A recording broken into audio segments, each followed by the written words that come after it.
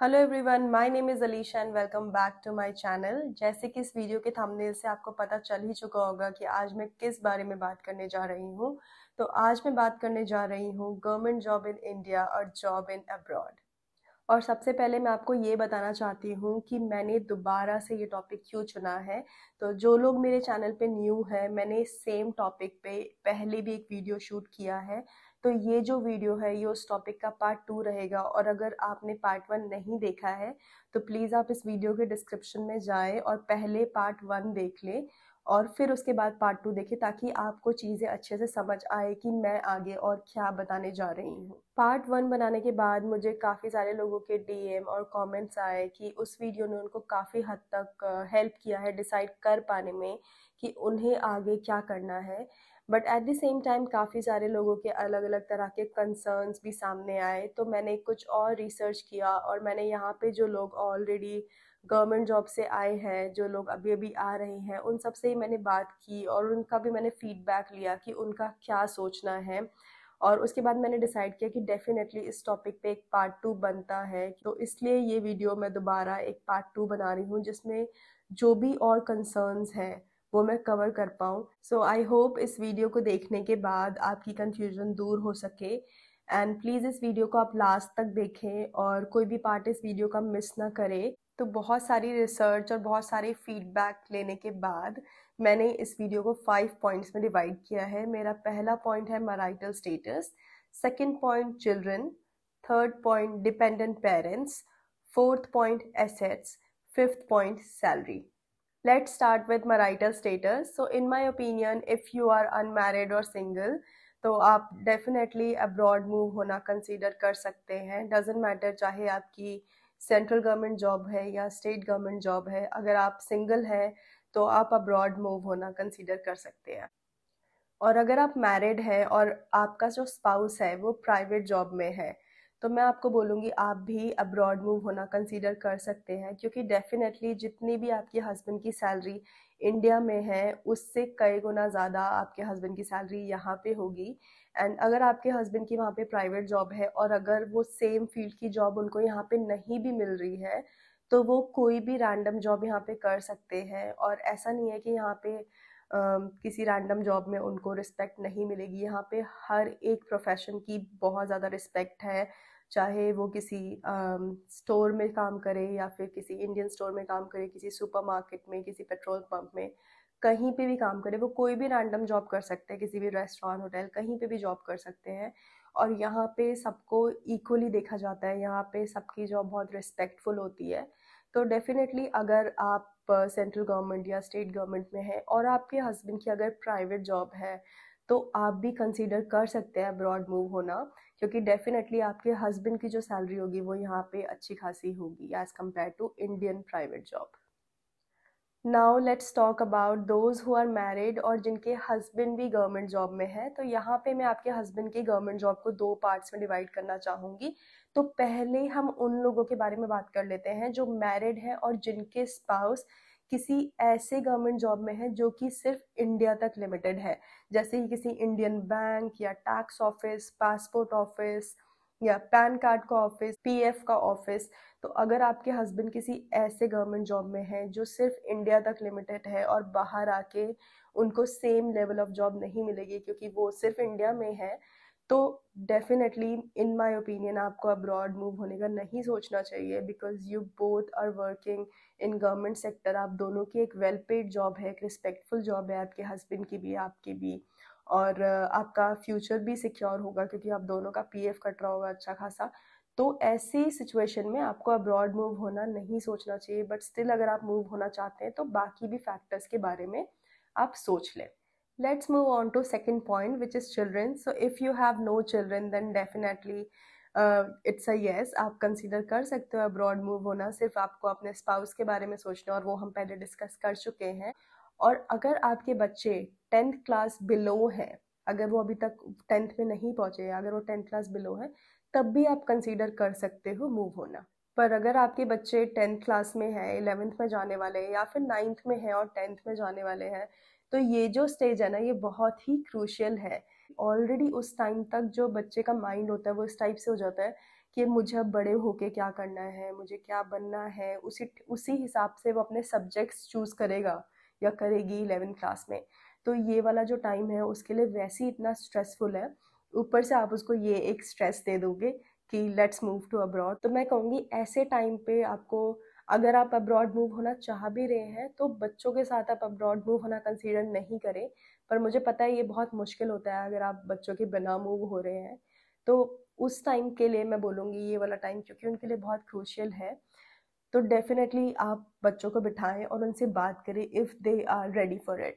And by ready I mean कि abroad move होना आपके लिए जैसे एक लाइफ चेंजिंग डिसीजन है, उनके लिए भी बहुत ज़्यादा लाइफ चेंजिंग होगा, स्पेशली अगर वो 10th क्लास एंड अबव है, क्योंकि कल्चरल डिफरेंट होगा, एक्सेंट डिफरेंट होगा और उनके लिए एक कम्प्लीटली न्यू फ्रेंड सर्कल होगा। क्योंकि जो छोटे बच्चे होते हैं ना 1st to 8 तक के, उनके लिए मिंगल होना थोड़ा ईजी हो जाता है, उनके लिए यहाँ पे फ्रेंड्स बनाना थोड़ा इजी हो जाता है, पड़ोस में भी फ्रेंड मिल जाएंगे, स्कूल में भी मिल जाएंगे। बट जो 8 से ऊपर के बच्चे हो गए उनके लिए काफ़ी डिफ़िकल्ट हो जाएगा। तो जस्ट आप अपने लिए सोचो कि आप तो ओईटी क्लियर करके आ रहे हो, यहाँ पे आपने लैंग्वेज एग्ज़ाम क्लियर किया है, पर उन्होंने कोई लैंग्वेज एग्ज़ाम भी क्लियर नहीं किया है। So how difficult it is going to be for them to understand Irish accent, to understand any other accent. हमारा जो इंडियन एक्सेंट है वो कम्प्लीटली डिफरेंट है, और अगर आप यूके भी मूव हो रहे हो तो यूके का भी एक्सेंट कम्प्लीटली डिफरेंट है। तो उनको आप बिठा के उनसे बात करें if they are ready for this big change, उनको कल्चरल शॉक ना लगे, उस चीज़ का आपको ध्यान रखना है क्योंकि वो एक बहुत ही ज़्यादा क्रूशियल स्टेज पे हैं, उनको अपना करियर भी बनाना है और आपको मेक श्योर करना है कि वो यहाँ आके किसी दूसरे पाथ पे ना चले जाएं।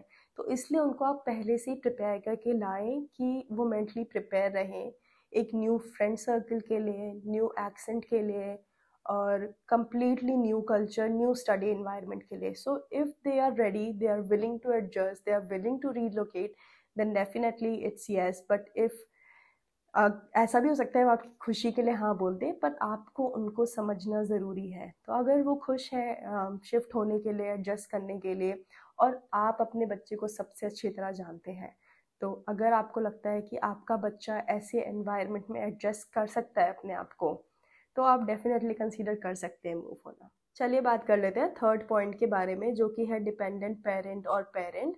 तो अगर आप इकलौते बच्चे हैं अपने माँ बाप के, या फिर आपकी सिंगल मदर सिंगल फादर है, या दोनों पेरेंट्स भी हैं और आप इकलौते हो और आपको ऐसा लगता है कि आपके पीछे से उनका कोई ध्यान नहीं रख सकता, आपके कोई ऐसे रिलेटिव्स भी नहीं है, कोई कजन्स नहीं है जो आसपास रहते हैं, तो आप मेक श्योर कर ले कि आप उनके लिए कुछ अरेंज कर सके कुछ अच्छा। और अगर आपको ऐसा लगता है कि आप कुछ ऐसा अरेंज नहीं कर पा रहे, आप कोई ऐसा पर्सन नहीं ढूंढ पा रहे जो उनकी दिल से केयर कर सके, तो प्लीज़ आप सोच ले कि आपको अब्रॉड आना है कि नहीं आना है। क्योंकि एट दी एंड हम सबका मोटो क्या होता है कि हम वो खुशियाँ दे सकें अपने माँ बाप को जो उनको अभी तक नहीं मिल रही हैं, और जो सपने वो पूरे नहीं कर पाए हैं हम उनके वो सपने पूरे कर सके, हम उनको एक अच्छी लाइफ दे सके। और जिन लोगों के बच्चे हैं वो सेम चीज़ अपने बच्चों के बारे में सोचते हैं कि जो खुशियाँ हमें नहीं मिली हैं, या जो जो सपने हमने देखे और हमारे पूरे नहीं वो हम उनके पूरे करें। तो इसीलिए मैं बोलूँगी कि अगर आपके कोई डिपेंडेंट पेरेंट्स हैं और आप इकलौते हो, तो प्लीज़ आप सोच लो अब्रॉड आने से पहले, क्योंकि एक बार आप अब्रॉड आ जाओगे आपके पास बहुत पैसा होगा फॉर श्योर उनको हेल्प करने के लिए, उनको एक अच्छी लाइफ देने के लिए। पर अगर वो इंडिया में अकेले रह गए तो इन सब चीज़ों का कोई मतलब नहीं रह जाएगा, क्योंकि at the time of need आप यहाँ होगे, इतनी दूर होगे और आपके पास पैसा होगा पर फिर भी आप कुछ नहीं कर सकते, आप बिल्कुल हेल्पलेस हो जाओगे। और आप पैसा कितना भी भेज दो, आप कोई भी उनकी उस तरह से केयर नहीं कर पाएगा जिस तरह से आप कर सकते हो। तो अगर आप कोई ऐसा पर्सन ढूंढ सकते हो अपनी फैमिली में, या फिर कोई ऐसा पर्सन उनके लिए रख सकते हो जो सच में उनके दिल से केयर करे, तो वेल एंड गुड, आप अब्रॉड मूव होने का सोच सकते हो।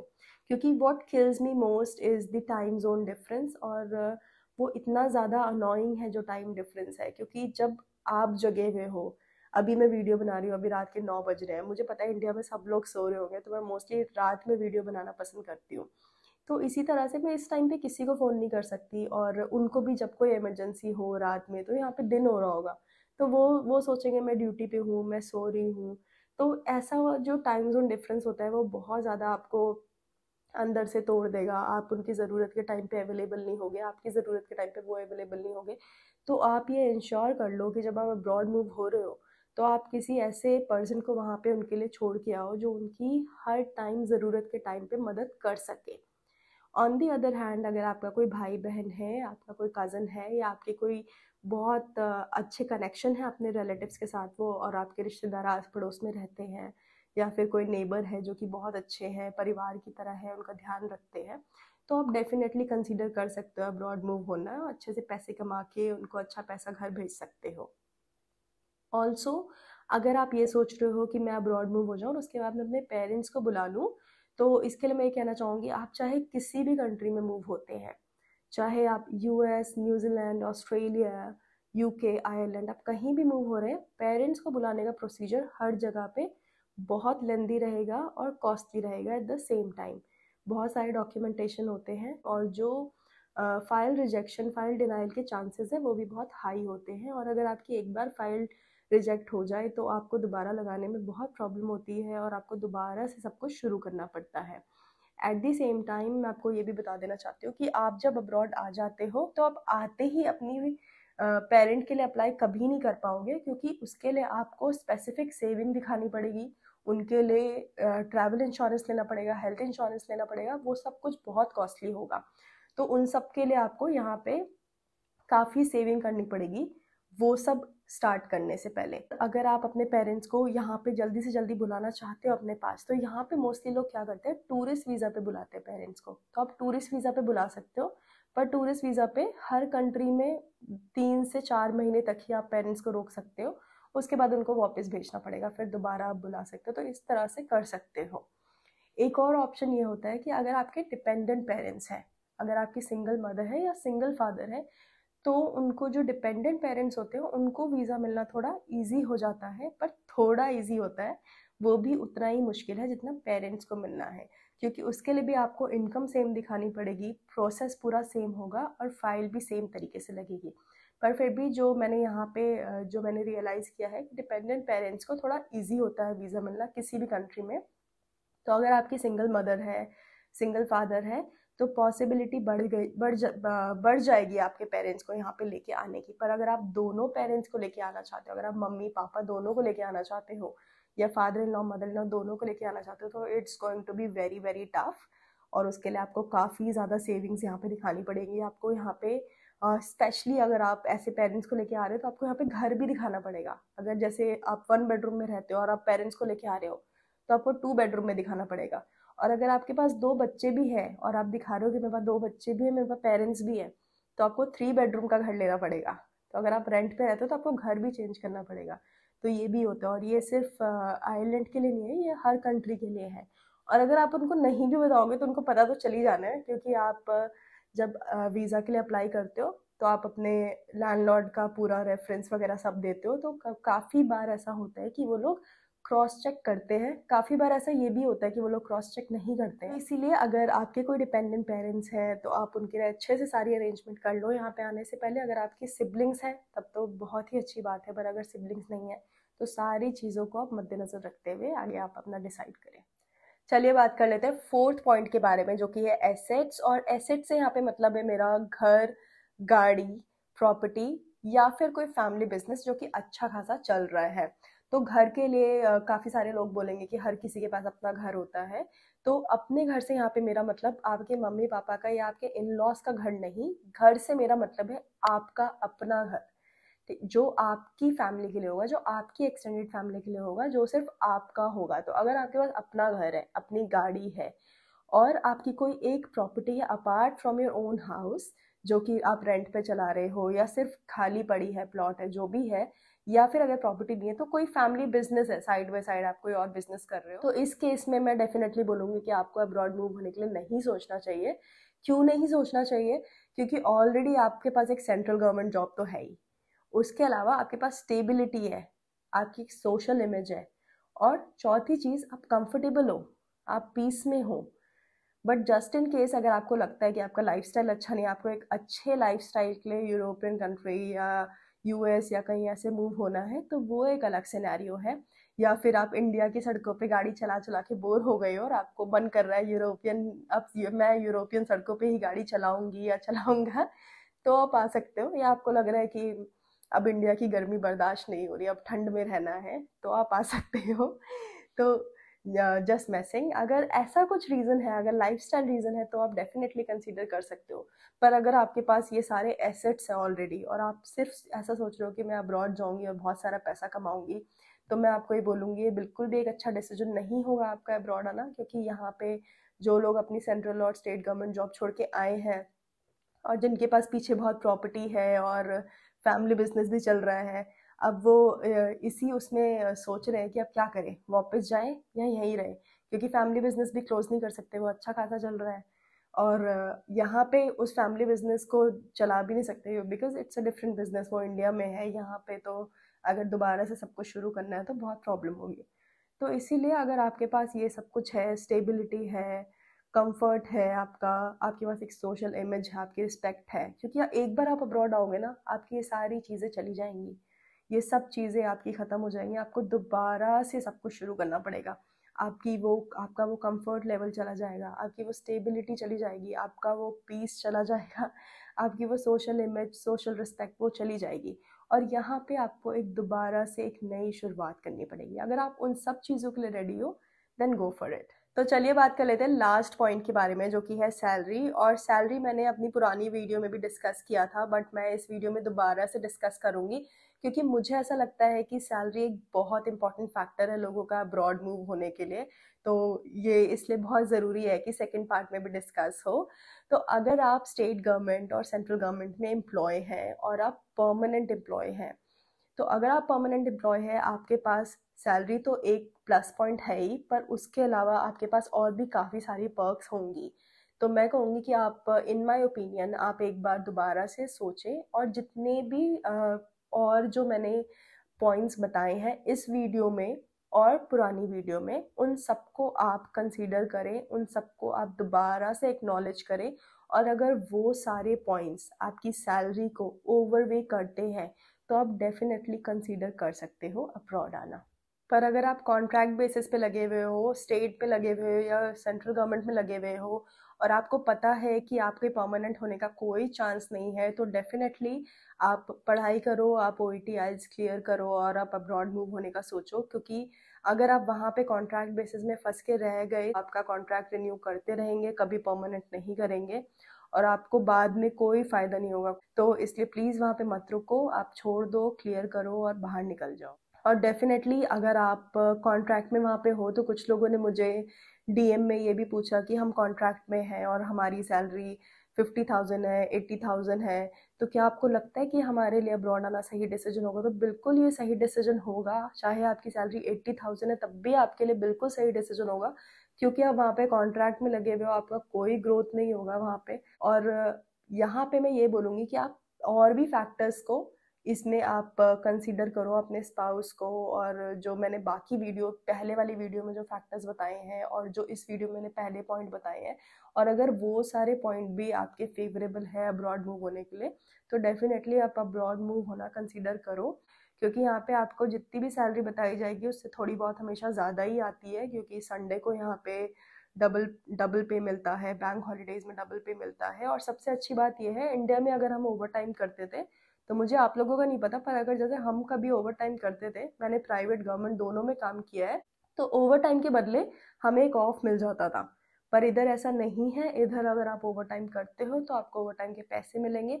अगर आप 1 घंटा, 2 घंटा, 3 घंटा कितना भी एक्स्ट्रा करते हो, तो आपको उस एक्स्ट्रा के पैसे मिलेंगे। इंडिया की तरह नहीं है कि अगर आपका हैंड ओवर लेट हो रहा है तो किसी को कोई मतलब ही नहीं है, आप वहाँ पे बैठे हुए हो, है ना। अगर नाइट स्टाफ लेट हो गया, कहीं बेचारा वो बारिश में फंस गया या उसका एक्सीडेंट हो गया, तो आप बैठे हुए हो, दूसरे स्टाफ के लिए वेट कर रहे हो। पर यहाँ पे ऐसा नहीं है। यहाँ पे अगर दूसरा स्टाफ लेट आ रहा है और अगर आप वेट कर रहे हो, तो वो जितने भी एक्स्ट्रा टाइम आपने वेट किया है, हाफ एन आवर, 1 आवर, वो आपका जुड़ जाएगा, आपकी किटी में वो टाइम जुड़ जाएगा। नहीं तो आपको वो टाइम पे हो जाएगा, या नेक्स्ट टाइम आप उतनी जल्दी जा सकते हो।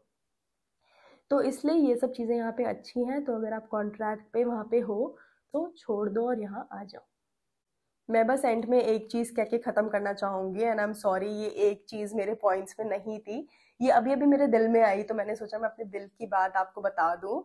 तो अगर आप इंडिया में हैं, चाहे आप स्टेट गवर्नमेंट है, सेंट्रल गवर्नमेंट है, कॉन्ट्रैक्ट पे हैं, परमानेंट में है, सिर्फ दो चीज़ें जो मुझे लगता है बहुत ज़्यादा मायने रखती हैं, वो है कि आपकी खुशी और जॉब सेटिस्फैक्शन। तो अगर आप अपनी करंट जॉब में खुश हैं और आपको जॉब सेटिस्फैक्शन भी है, तब बहुत बढ़िया, आप उधर रुक सकते हो, क्योंकि खुशी और जॉब सेटिस्फैक्शन एक जॉब में होना बहुत ज़रूरी है। पर अगर आप खुश नहीं हो और आपको जॉब सेटिस्फैक्शन भी नहीं है, तो मैं बोलूँगी चाहे आप परमानेंट हो, चाहे आप कॉन्ट्रैक्ट हो, सेंट्रल गवर्नमेंट हो, स्टेट गवर्नमेंट हो, या कुछ भी फैक्टर हो आपका, आप डेफिनेटली कंसीडर करो अब्रॉड मूव होना। क्योंकि आप जब अब्रॉड मूव हो जाओगे, आपको वर्क एंड लाइफ बैलेंस मिलेगा, आपको पैसा भी मिलेगा, आपको अच्छा लाइफस्टाइल भी मिलेगा, आपको रिस्पेक्ट भी मिलेगी। आई होप ये वीडियो आपके लिए हेल्पफुल रहे। और एक बार फिर से मैं आपको बताना चाहूँगी कि मैंने इस टॉपिक पे पहले भी एक वीडियो बनाई है, तो आप प्लीज़ वो वीडियो ज़रूर देखें, और ये दोनों वीडियो देखने के बाद ही आप डिसाइड करें कि आपको अपनी सरकारी नौकरी इंडिया में छोड़ के अब्रॉड मूव होना चाहिए या नहीं। उस वीडियो को देखने के लिए उस वीडियो का लिंक आपको इस वीडियो के डिस्क्रिप्शन में मिल जाएगा। अगर इस वीडियो से आपको अपना डिसीजन लेने में हेल्प मिली है, या आप अपना डिसीजन ऑलरेडी ले चुके हैं, तो मेरे साथ ज़रूर से कमेंट सेक्शन में अपने डिसीजन को शेयर करें। और फीडबैक हमेशा अच्छा रहता है, तो अगर आप फीडबैक दे सके कि आपको किस तरह से इस वीडियो ने हेल्प किया, तो मुझे बहुत अच्छा लगेगा। प्लीज़ अपना फीडबैक शेयर करें, अपना ओपिनियन शेयर करें कमेंट सेक्शन में। और अगर आपको कोई कंसर्न है, या अगर आपको कुछ और पूछना है, तो आप वो भी कमेंट सेक्शन में पूछ सकते हैं।